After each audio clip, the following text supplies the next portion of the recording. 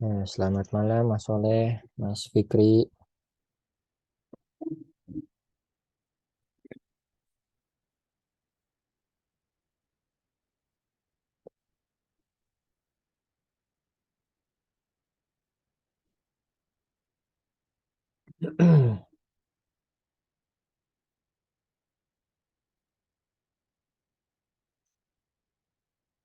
Mas Soleh, ada Mas Soleh saya sendiri nih.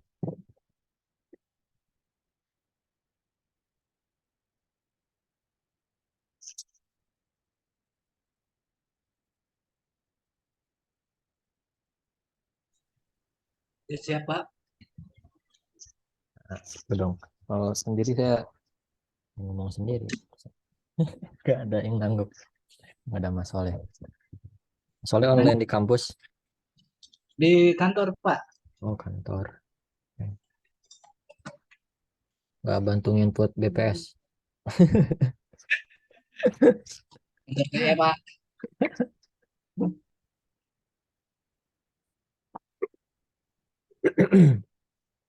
Ini pertemuan ke-15 ya. Kita mulai Ya. pertemuan ini. Assalamualaikum warahmatullahi wabarakatuh. Waalaikumsalam warahmatullahi wabarakatuh. Oke, kita masuk. Oke, di pertemuan terakhir ya.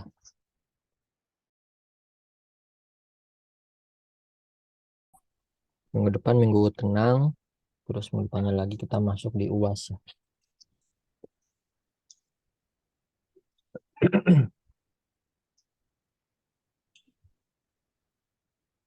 Oke, untuk pertemuan hari ini setelah sebelum-sebelumnya kita sudah bahas BI untuk retail sales, terus BI untuk inventory, BI order management, BI untuk customer relationship management, dan sekarang kita akan sama-sama belajar tentang BI di Human Resource Management atau HRD lah biasanya ya.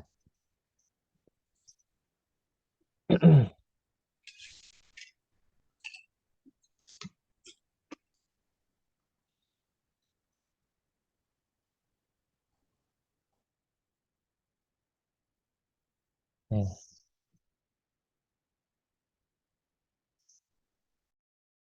jadi kita eh, intinya bagaimana HRD dapat mendapat manfaat dari BI. Nah, itu yang akan topik utama kita. Oke, secara tradisional HRD telah dianggap baik dan sangat manusiawi ya. Keputusan HRD dianggap berdasarkan kualitas, bukan kuantitas. Psikologi dan bukan angka. Namun dengan inovasi di area BI, semua itu berubah dan juga dengan cepat berubah. Nah, di sini kita akan menemukan manfaat BI untuk HRD dan mencari tahu bagaimana orang Intel menjadi digital. Ini saya ambil materinya dari Get Happy. Kalau teman-teman mau baca artikel lengkapnya di sini.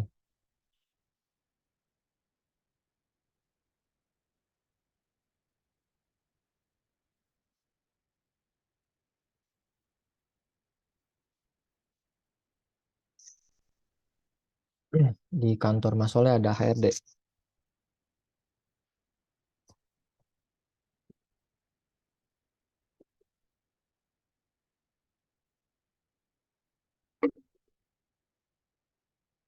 Boleh?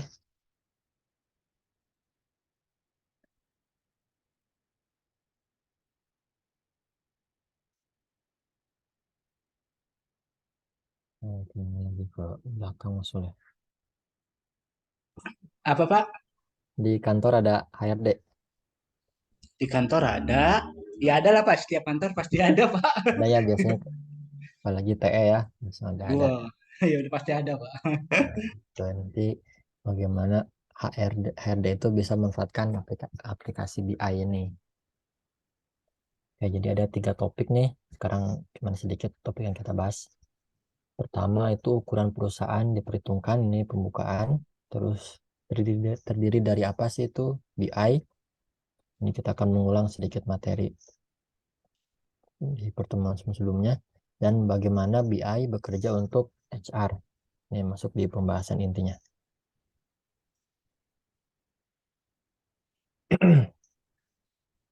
Oke, topik pertama itu ukuran perusahaan diperhitungkan.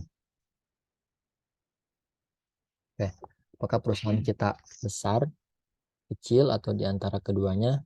Nah, kita mengandalkan data untuk menginformasikan keputusan bisnis kita. Nah, hal yang sama juga berlaku untuk kebutuhan kepegawaian kita.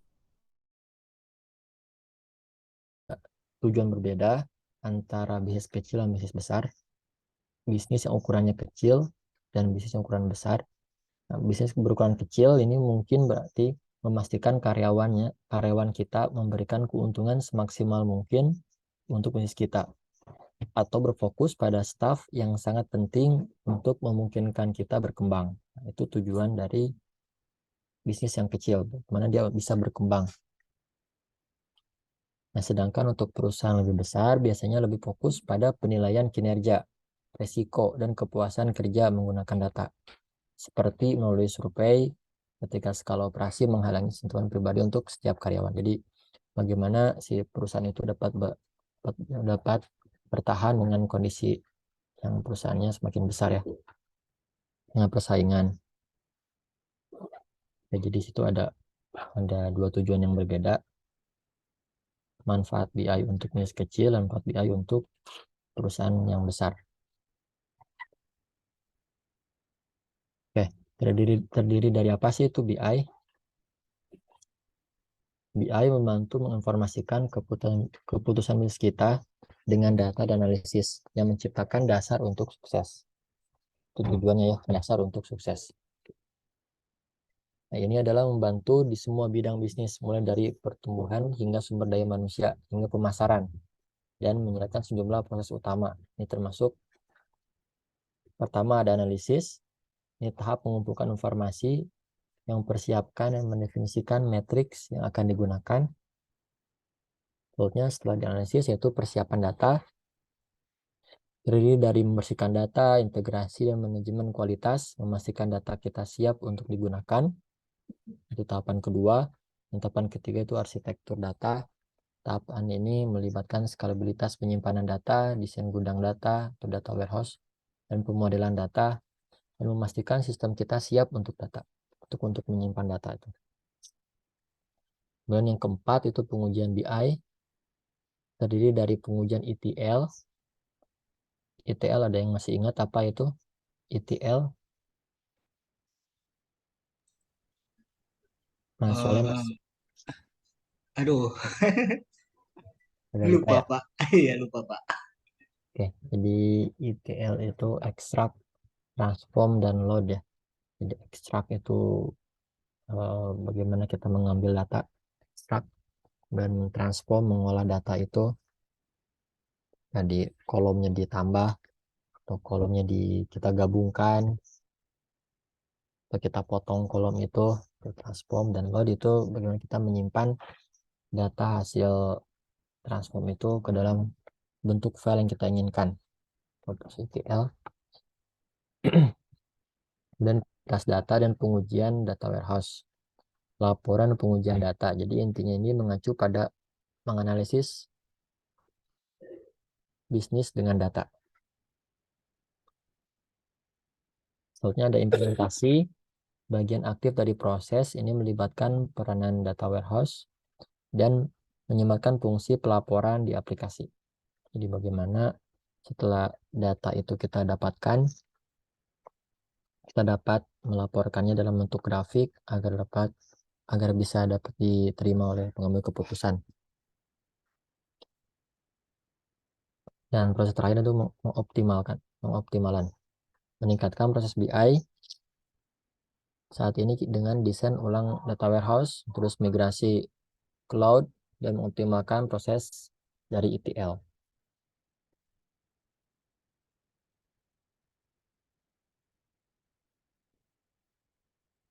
Masuk bagaimana sih BI bekerja untuk HR?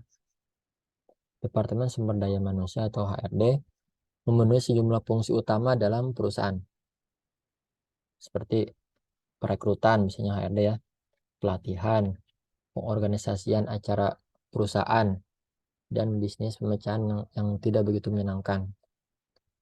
Pemecatan ya, jadi bagaimana HRD itu dapat memecat orang. Nah, biasanya orang depan buat buat pecat itu HRD ya. Nah, peran manajer HRD itu sendiri beragam dan menuntut solusi yang unik. Nah, BI memenuhi kebutuhan tersebut dalam berbagai cara. Nah, mari mengenal lebih dalam.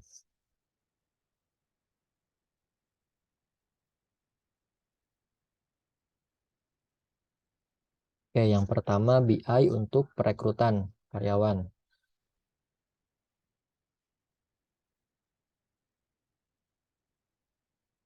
Ya, saat kita merekrut, kita memiliki banyak sekali data yang harus dilalui dan menemukan kandidat yang sempurna untuk peran tersebut.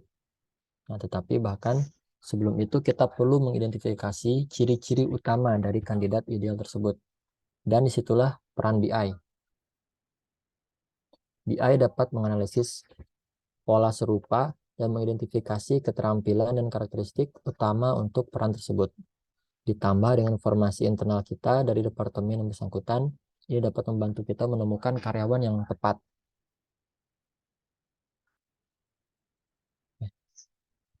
Break dulu ya, Azan. Baik, Pak.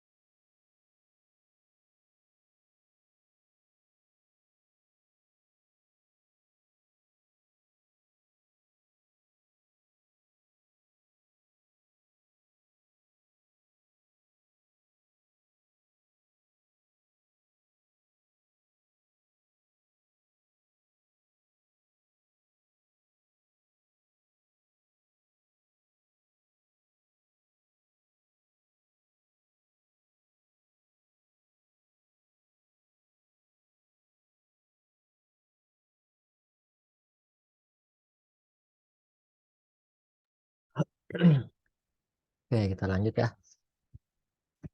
Lanjut Mas Soleh. Lanjut Pak, lanjut Pak. BI untuk perekrutan. Nah, setelah kita memiliki informasi, kita dapat melanjutkan ke tahap selanjutnya, itu menggunakan aplikasi tersebut. Banyak perusahaan bahkan melakukan ini secara otomatis dengan menggunakan karakteristik yang diidentifikasi di bagian satu dan menjalankannya melalui pemilihan digital untuk memilih kandidat teratas berdasarkan keterampilan ini. Nah, saya dulu tuh pernah bikin sistem pendukung keputusan, decision support system, itu untuk kenaikan jabatan.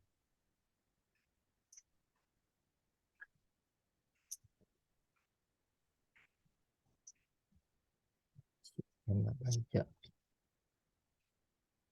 ada.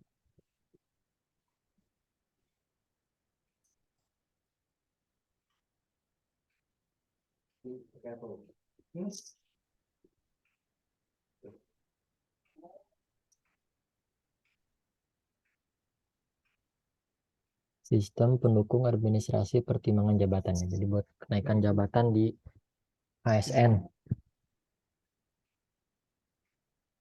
Kita lihat ya. Lupa lagi senang.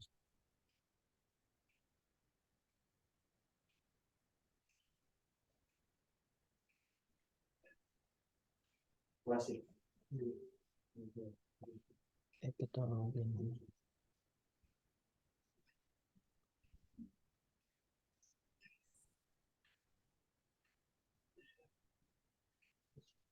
Nah, login.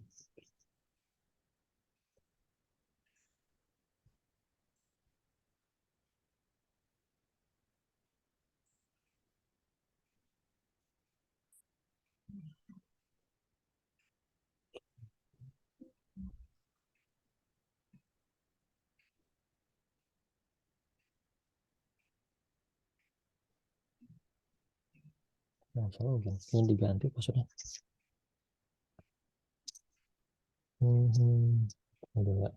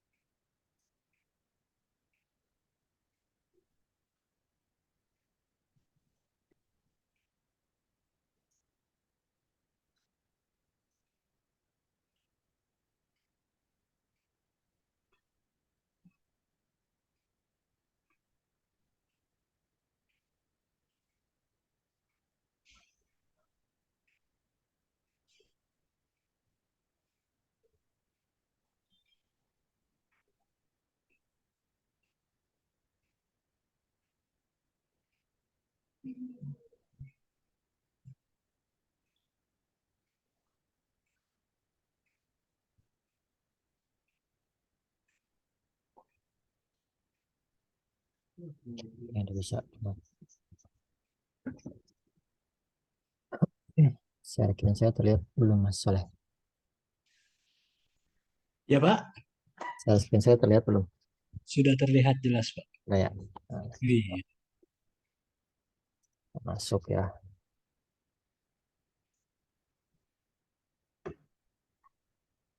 Ya, jadi hampir sama sih kayak gini sistemnya tuh. Kalau di sini si admin bikin tuh jabatan kosongnya apa? Misalnya kepala dalam bidang. Oke.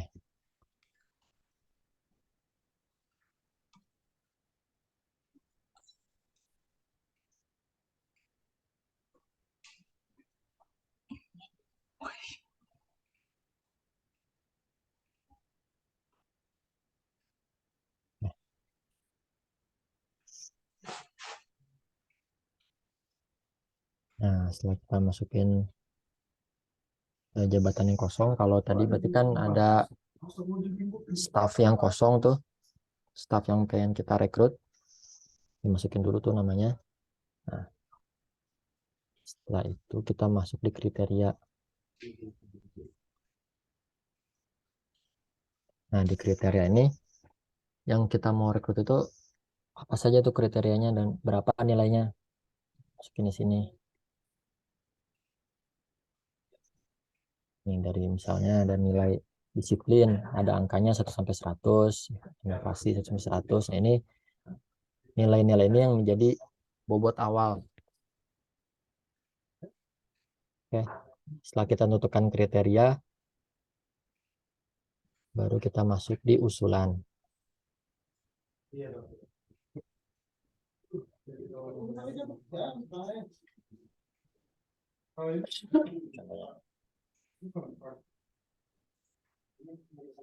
Hampir kayak gini lah. Kalau ini kan karena udah terhubung sama data kepegawaian, jadi langsung. Kalau ini, kalau tadi dikaitkan dengan studi kasus perekrutan, berarti di input manual tuh, mulai dari nama dan kriteria lainnya. Nah, selain masuk ke sini, baru nanti masuk di pembobotan. Nah, berapa bobot untuk kriteria yang kita tentukan. Oke. Nah, baru setelah itu kita masuk di si pengambil keputusan.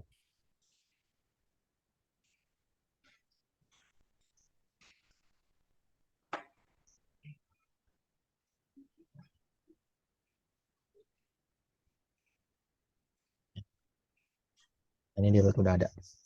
Nah, di DSS ini, Decision Support System, dia bisa merekomendasikan alternatif terbaik berdasarkan bobot dan kriteria yang kita tentukan.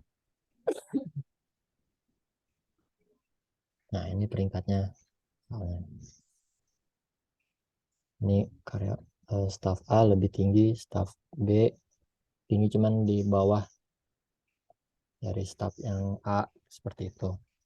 Ini saya pakainya metode multifaktor evaluasi proses, MFEP, hampir sama. Jadi banyak-banyak metode yang bisa dipakai untuk merekomendasikan kayak pegawai yang sesuai dengan kriteria perusahaan. Nah gitu Mas Soleh. Ini salah satu implementasinya dari BI. Cuman ini hanya bentuk kayak rekomendasi.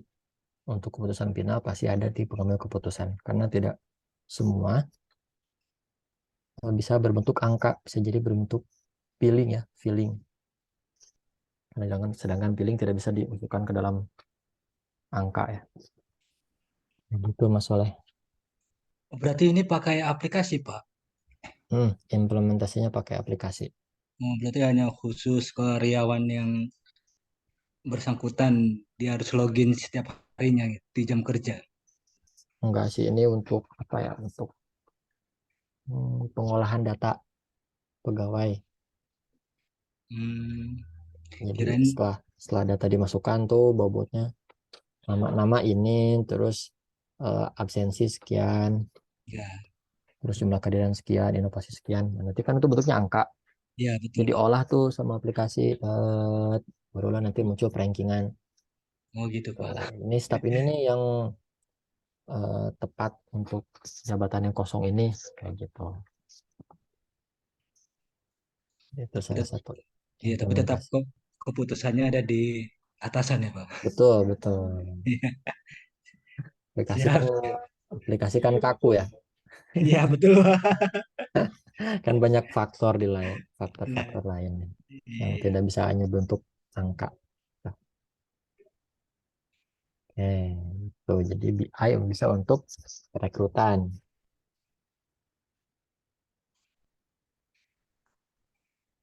Terus BI untuk kinerja. Meskipun perekrutan itu penting, pekerjaan HRD tidak berakhir di situ. Performa karyawan adalah segalanya. BI dapat membantu menganalisis kinerja karyawan baru kita dan melihat seberapa cocok mereka untuk peran tersebut. Salah satu cara untuk melakukannya adalah dengan menyisir laporan harian pelamar kita dengan sistem manajemen proyek agar kita dapat melihat bagaimana kinerja mereka pada hari pertama, hari ke-10 sampai hari ke-30 dan seterusnya. Nah, ini tidak hanya akan membantu kita menganalisis kinerja mereka, tetapi menunjukkan keberhasilan atau kegagalan proses orientasi. Oke. Jadi setelah direkrut, BI juga bisa untuk mengecek tingkat kinerja pegawai tersebut, pegawai yang baru masuk. Nah, untuk karyawan yang sudah lama di perusahaan, menganalisis kinerja mungkin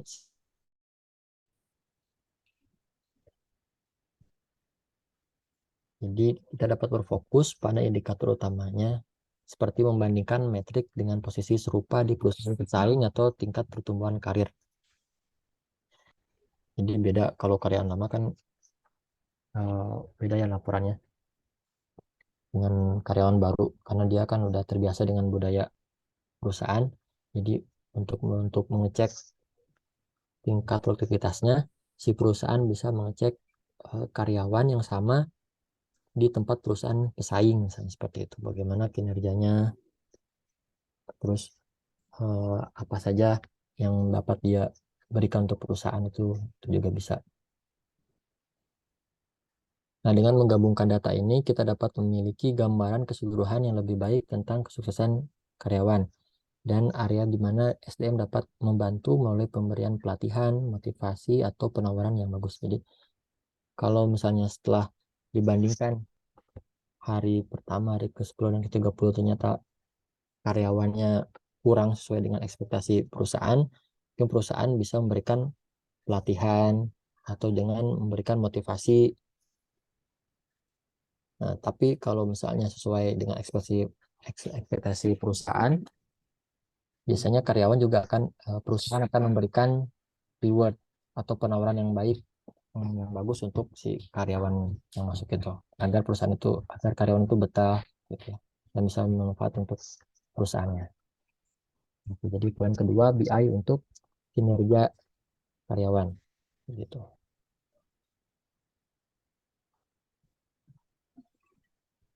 Lanjut yang ketiga itu BI untuk kebutuhan staff. Nah, salah satu faktor kunci perangkat lunak BI adalah kemampuannya memvisualisasikan data dan membuatnya lebih mudah dipahami, terutama jika kita bukan data science. Nah, bagi SDM, hal ini dapat menyederhanakan sejumlah proses dan mengoptimalkannya kebutuhan karyawan dan tim tertentu. Misalnya, ini dapat digunakan untuk mengungkap tingkat produktivitas yang rendah di dalam departemen, menunjukkan kebutuhan akan lebih banyak staf untuk dikerjakan atau analisis lebih lanjut, atau mungkin mengidentifikasi kebutuhan pelatihan dengan melihat tim mana yang belum memperbarui keterampilan mereka dalam beberapa waktu.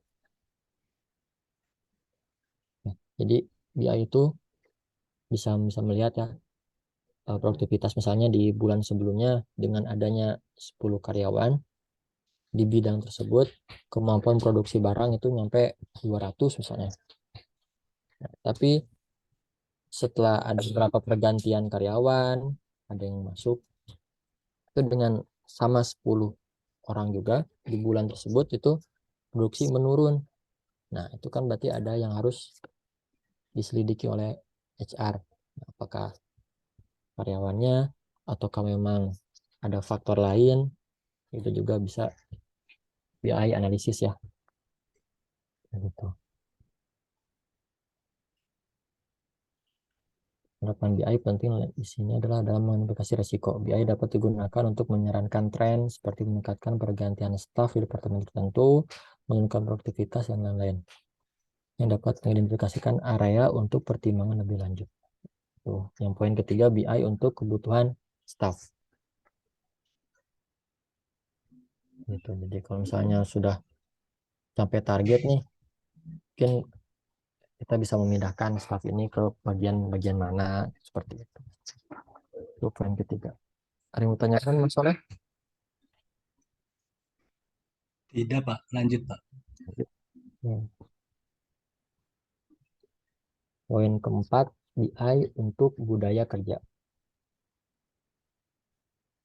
Oke, yang ini mungkin lanjutkan kita, tetapi budaya internal merupakan elemen penting dari perusahaan. Itu memberi kehidupan di tempat kerja dan membantu citra merek kita secara eksternal. Nah, tetapi bagaimana sih BI dapat membantu? Sayangnya menurut artikel yang kita cuplik ini, banyak departemen SDM yang lebih reaktif dibanding aktif, yang berarti mereka menerapkan terlalu banyak fokus pada perekrutan, sementara pencegahan masalah seringkali berada di urutan bawah dalam prioritas mereka. Jadi merekrut sedangkan di internalnya, di budaya kerjanya kurang diperhatikan. Nah, BI dapat membantu mendorong budaya peduli karyawan dengan menggunakan data untuk mengidentifikasi kebutuhan dan menemukan solusi. Nah, ini mungkin apa saja dari menganalisis hasil survei kepuasan karyawan dan membandingkannya dengan tingkat produktivitas untuk mengungkap area yang menjadi perhatian.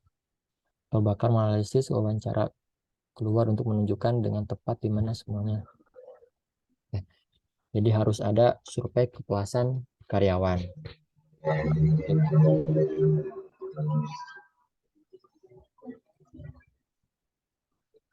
Apakah karyawan kita happy? Apakah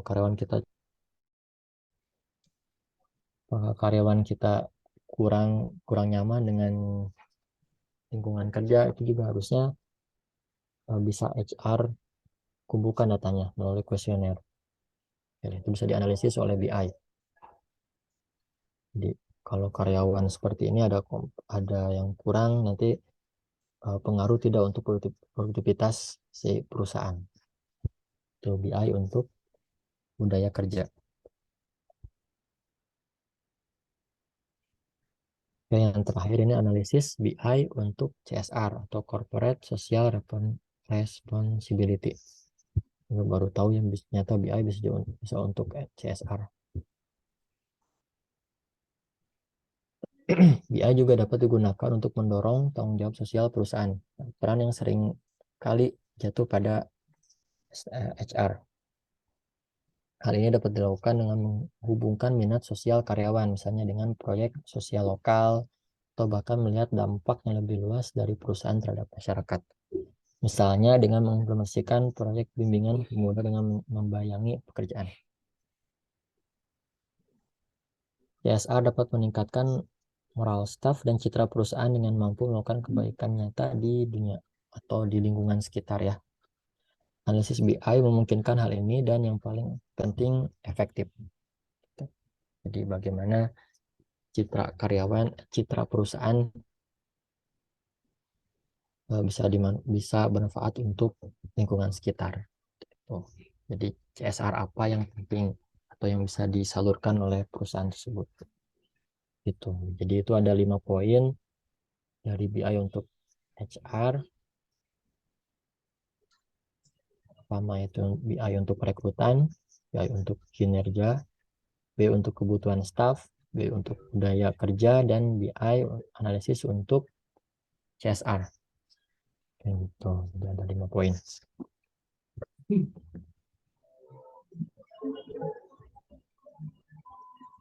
Sebelum masuk ke contoh penerapan, ada yang mau tanyakan masalah? Sementara lanjut, Pak. Lanjut. Ini ada contoh penerapan BI oleh Revensta Rahma Putri. Penerapan BI sebagai pendukung analisis produktivitas karyawan bagian penjualan.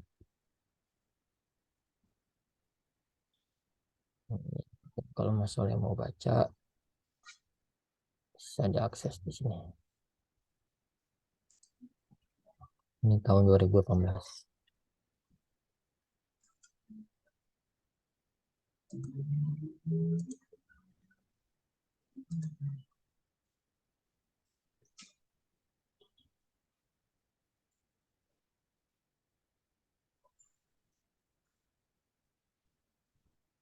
Universitas Islam Indonesia.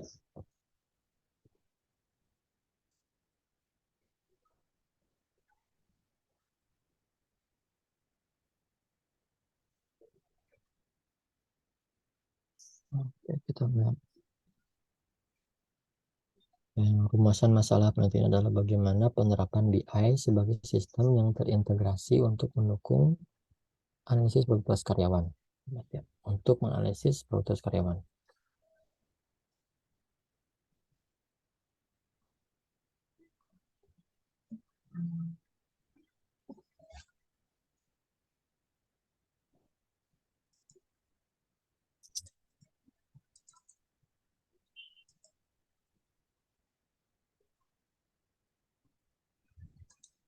Kita lihat di...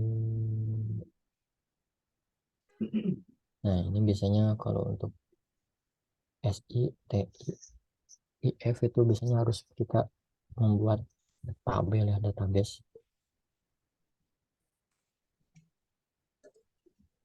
Ini tabel fakta.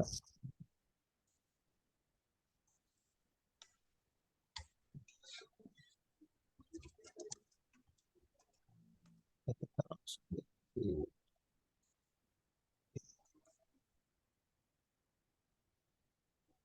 Nah, income per employee.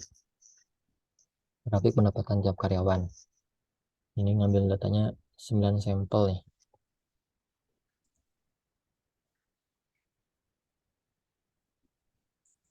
Perolehan order atau pesanan untuk masing-masing karyawan.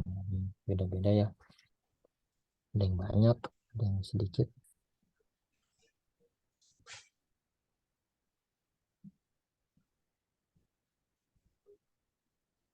Ini penjualan produk terbanyak.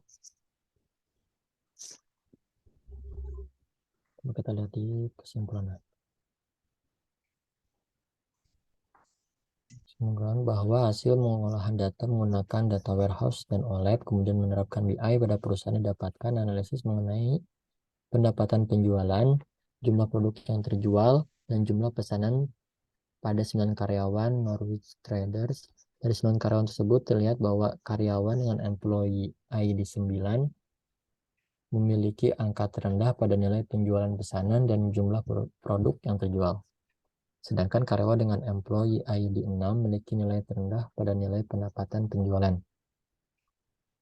Nah, dari hasil penerapan BI tersebut, maka perusahaan harus melakukan tindakan atau treatment terhadap produktivitas karyawan, khususnya pada karyawan dengan employee 6 dan employee 9.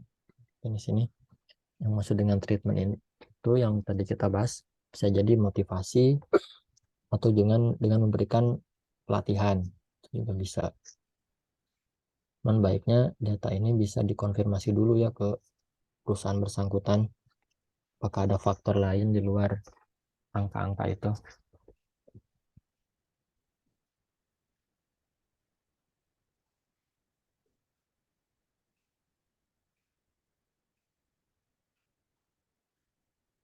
Nah, di sini ada saran nih untuk penelitian selanjutnya, menambahkan dimensi waktu. Nah, terdapat analisis berdasarkan waktu. Berarti ada yang kurang di penelitian ini. Yang tidak dimasukkannya dimensi waktu. Dan biasanya kalau kita bikin di penelitian atau deskripsi, itu namanya disamarkan ya. Itu ini benar employee. Kecuali nanti ada penguji meminta mana data realnya, baru kita bisa menunjukkan ini employee 6 itu namanya ini. Itu ketika penulisan. Itu salah satu implementasi BI.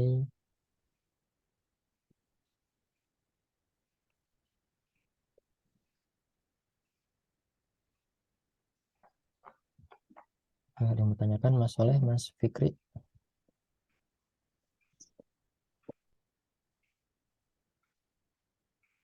Tidak, Pak. Ngerti lah ya. Paham lah sedikit mah ya. Paham, tinggal dibaca ya, Pak. Tinggal dibaca. Materinya udah ada masukin di sini ya. Siap, Pak. Jadi kasus saya. Oke, itu aja sih materi untuk malam ini.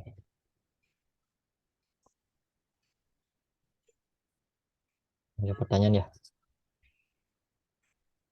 Untuk kuas gimana, Pak? Sistem. Oke, pas banget kita masuk di UAS nih.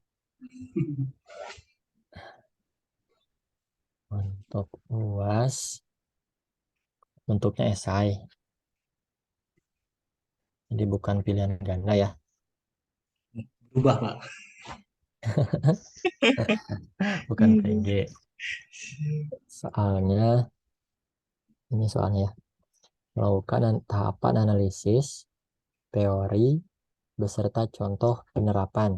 Nah, pilih salah satu proses bisnis nih. Mau inventory, order management, customer relationship management, human resource management, atau education. Esainya harus beda dengan paparan saya ya. Nggak boleh sama. Itu carilah di mana ya artikelnya. Nanti bikin seperti esai.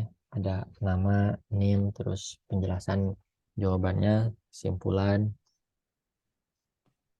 Ini seperti Itu bikin makalah berarti, Pak. ya makalah bisa.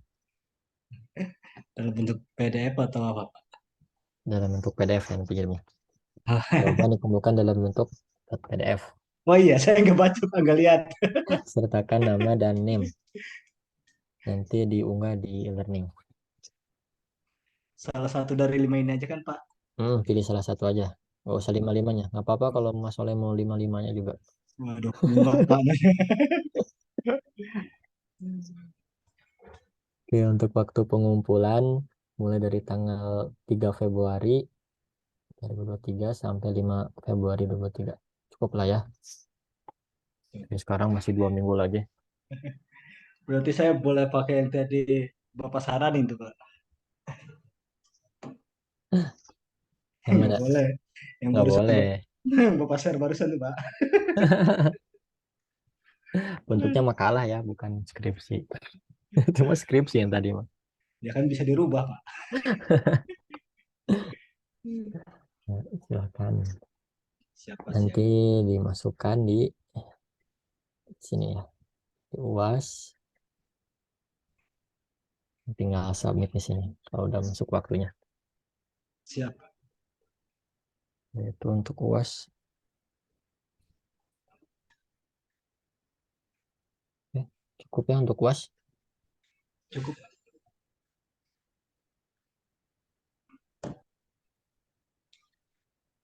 Mau liburan panjang, Pak.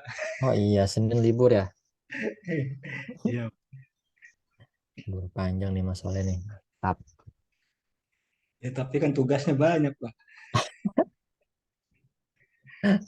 Ditugaskan bisa hari Selasa lah. Itu untuk UAS. Oke, kita masuk di sedikit motivasi ya. Ini ada pesan terkadang bukan kebahagiaan yang mendatangkan syukur, tetapi dengan bersyukurlah kita akan bahagia. Betul sangat, Pak. Betul sekali, Pak. Ya, lebih banyak-banyak bersyukur Mas Soleh. Iya, betul, Pak. Betul. Syukur bisa bernafas hari ini ya. Alhamdulillah. Syukur masih bisa bekerja. Betul, Pak. Bersyukur masih bisa mencari ilmu, Pak. Ya, betul. Oke. Ya, terima kasih ya. Kalian karena ini pertemuan terakhir kita. Saya mohon maaf kalau dalam semester ini ada yang kurang tepat atau kurang bisa dimengerti untuk teman-teman. Di sini saya juga masih belajar bagaimana cara untuk bisa menyampaikan materi dengan baik dan benar. Mohon maaf kalau ada salah-salah kata ya. Soleh, Fikri, tentunya. Sama, Pak. Saya juga minta maaf kalau misalnya ada salah-salah kata dalam bercanda dalam pelajaran ini, Pak. Oke, oke, saya juga menerima kritik dan saran nih dari Mas Soleh kalau ada yang kurang atau kurang penyampaikan atau dengan memberikan masukan bagaimana menyampaikan materi yang baik juga saya sangat menerima kritik dan saran. Namun ya silakan sampaikan di WhatsApp atau Telegram atau lewat siapa saja silakan. Siap, Pak. Oke, saya tutup ya pertemuan ini. Siap, Pak. Terima kasih atas perhatiannya. Assalamualaikum warahmatullahi wabarakatuh. Waalaikumsalam Sama. warahmatullahi wabarakatuh. Terima kasih banyak, Pak, atas ilmunya. Sama-sama.